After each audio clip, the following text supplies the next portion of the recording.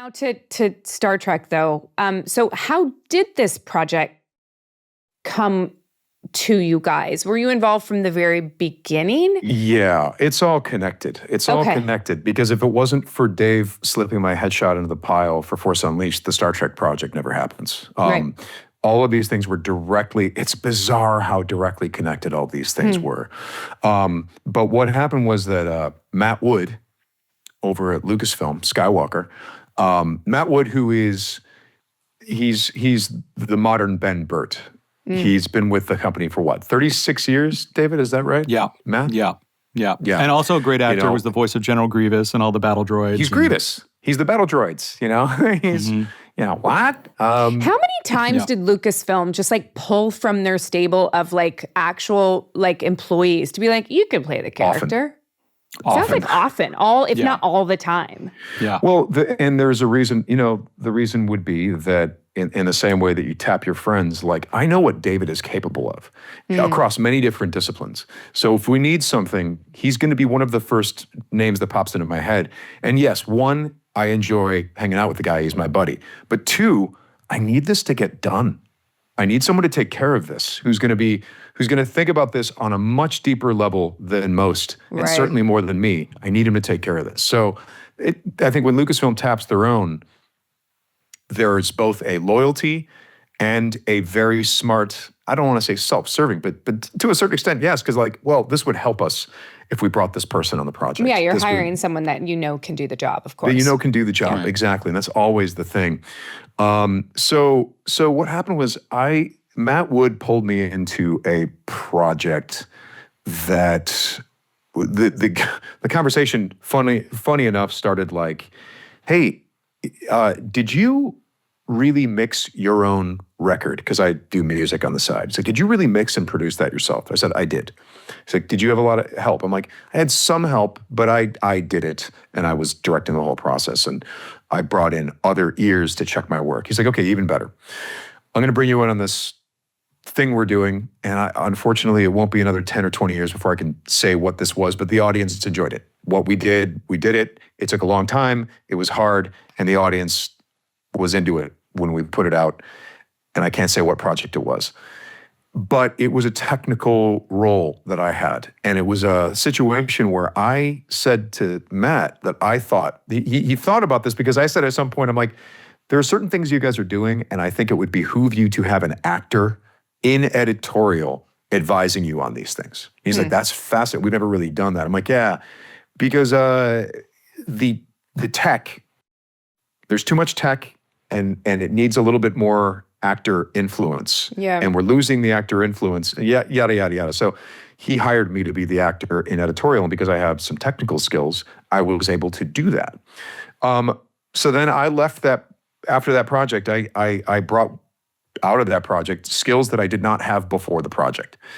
Then I was on Twitter and I see this extraordinary post from this guy, Jules Urbach, who I had no idea who he was. And I see this post and it's like clearly an on-set thing, but it's like Leonard Nimoy and Yeoman Colt. And I'm like, what is this? And I'm just like trying to look at, is this found footage from the original film? What am I looking at here? And I was so intrigued, it suddenly became clear to me, I think this is that thing I thought about years ago from Force Unleashed. Have we gotten there to where people can, we can digitally manipulate people's features in a way that's very, very convincing. And of course, there's deep fake and stuff like that, but this was a little bit different. And so I contacted him just out of the blue, like, hey, how did you do that? Or what is that, And he started talking to me and he said, yeah, I'd love to tell you all about it because we've been trying to get a hold of you. And I said, what do you mean? He said, we've been trying to get a hold of you for an acting project. I'm like, okay. Well, I see what you're doing. I think there's some skills that I have from Lucasfilm. I want to show you something that we did. So let's all sign NDAs. I'm going to show you some stuff, and then you show me some stuff, and let's see if we can't do something cool. So we all showed each other things. And everyone, I know it's so vague, right? This is so clandestine. Yeah. So vague. Yeah. So vague. There's actually a part of the clandestineness of this that's going to solve a riddle that you've been trying, the last time I was on your show. That I've been trying to get you to tell me about? Yeah, there was something you were trying to figure out. I'm like, I'm going to tell you about it now. God. So okay. Yes. So basically, like, we started sharing our expertise with each other. Oh, you do it like that. Okay, well, I can enhance that with this process over here. And part of what I was bringing to the table is like performance, but also vocal stuff, techniques to make someone's voice close or as close to a character's voice as you would need. All these different things. So next thing I know, they have me over to their office. And there's like, and I go into this closet, do you mind putting on this wardrobe? I'm like, okay. And I look at this wardrobe, and it's a replica of the captain's uniform from the motion picture, alongside other actual uniform pieces from the Star Trek movies. And I'm like, okay, why am I here? They're like, we think you're Captain Kirk. I'm like checking out my Cro-Magnon brow and my dark, broody features. And I'm like, I'm not Captain Kirk. I'm not Captain Kirk. I just said it. I'm absolutely not. I'm the wrong guy for it. And they're like, we think you're the right guy. And I'm like, oh, okay. Okay. All right, well, I look in the mirror every day, guys. So I put on the uniform, and it fit really well. And I was like, well, that's kind of cool, because I'm a Star Trek fan. So I'm like, I'm wearing the captain's uniform. Look at this. So then I walk into this room, I'm wearing the captain's uniform. We have this meeting, and he's showing me all these pictures of things they've been testing on. And he's like, what we're working on is this real-time tech, digital prosthetics, which we use in conjunction with real prosthetics, and we create this illusion. And he was going through all these photos, and there was this one photograph of Shatner in this white suit, coiffed hair, and he looked really dashing. And it was in color, but it was clearly a photo from the movie The Intruder, which he did before Star Trek. Very terrifying role of his. It was like he played this awful racist who was looking to start trouble in the South. He's terrifying in that movie. He's an incredible performance. Anyway, I'm like, that's from The Intruder, right? And Jules laughs. She's like, oh, I've seen The Intruder. I'm like, dude, I'm a huge Shatner fan. And he's like, yeah, that's not from The Intruder, actually. I'm like, oh, well, what is that from? Because it looks like a really good quality image. So yeah, the Intruder would happen in the early 60s. He's like, that's you. I'm like, what? He's like, yeah, that's you from this show. And we just messed with your face. And I'm like, that's not Shatner? He's like, yeah, no, it's you. And then he says to me again, we think you're Captain Kirk. I was like, okay. So then he stands me up in front of a camera and he goes, can you say Captain Kirk things? And I'm like, as a matter of fact, I think I can. That's the way that would have come out of my mouth, Sam. Can you do some stuff that Kirk would have done, please? Could you do Star Trek stuff? I don't know what it is, but just do some Star Trek stuff. Just throw some Star Trek stuff. And it turns out that I a lot of those passages that Kirk has said are memorized, that burned into my brain. So I think I did like the risk is our business monologue, and I did stuff from Star Trek the Motion Picture about, Enterprise is the only Federation starship that can stand in its way, the whole thing, and all this stuff. And then we did it, and then I went away. And then they started sending me some clandestine emails of them messing with it.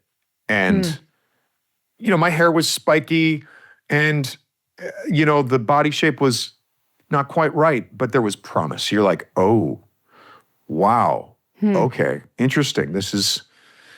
what's going to happen? So then eventually we all agreed, okay, we're going to work together, and we are going to do R&D to do the best version of this possible, and then we're going to go to Shatner with it and see what he thinks, which is, no pressure, right? Yeah. So we worked for like a year on R&D, figuring out our methodology, where I was teaching them about acting, they were teaching me about the digital prosthetics, and we were teaching each other our techniques and how we think, so that they were developing a tool for actors. And again, our tool is real time, right? So they could put it in front of me and I could react to it like it was a mirror. And because I could react to it and play, you'd be like looking at the mirror, right? The mirror, and it's you see someone that looks like Bill Shatner, but you're like, it's not quite right. And you're like, okay, what is it? Well, and then you move your chest like this, and you're like, okay, that feels a lot better. That's interesting. Okay, and then you're talking, and you're like, it still feels wrong. Suddenly, you start finding yourself talking like this and bringing a little bit more. And it just starts feeling more and more right, more and more right. And then and as you're doing it, your brain is rewiring itself to manipulate features that are not native to yourself. So in this process then, were they actively filming it with typical cameras, or were you the entire time, throughout your entire process, were you able to look in that quote unquote mirror and change your performance as you were going, or did you get the performance perfected and then just act it like a normal job? First, I was doing the performance while watching myself, right? And also there was, this is not apparent in the film, but we were going full dialogue and everything, to see how, and I was, me and, with the help of Matt Wood, we were tweaking things to make it, sound like Shatner. And what we learned really quick was you've got to nail every syllable, every consonant, every inflection. You have to nail all of it. It has to be one for one performance-wise, right? The only thing the digital stuff that we had does is it shifts the sound of my vocal mechanism to the sound of his vocal mechanism. And that's it. It does not help you with the performance. It doesn't make the dialect right. It doesn't do any of that. You have to actually perform it. Go for it. Well, I was just going to say, we had so many conversations while all this was happening, and it was fascinating to hear because it sounded like two things to me.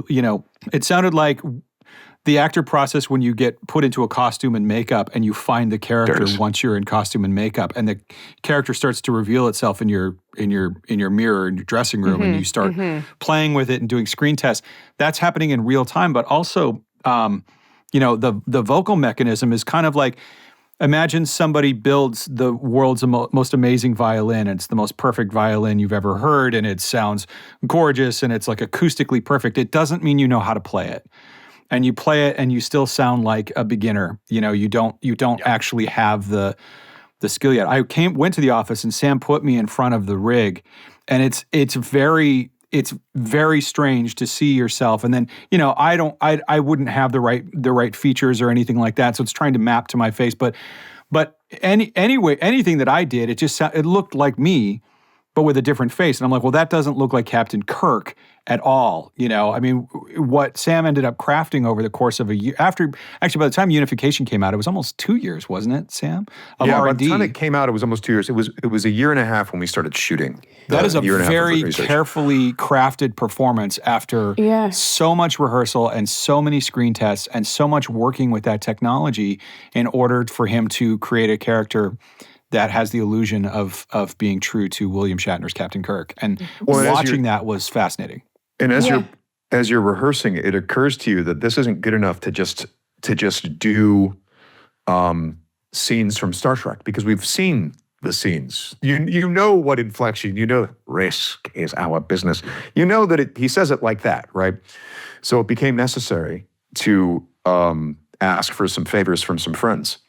And who's the best Star Trek writer I know? Ron Moore. So he wrote scenes, incredible Star Trek scenes with those characters. And we used those as rehearsal material, because it's like, all right, great. You were able to get through this monologue from Star Trek. Can you do this monologue that you've never heard before and make us believe it's Bill Shatner doing that?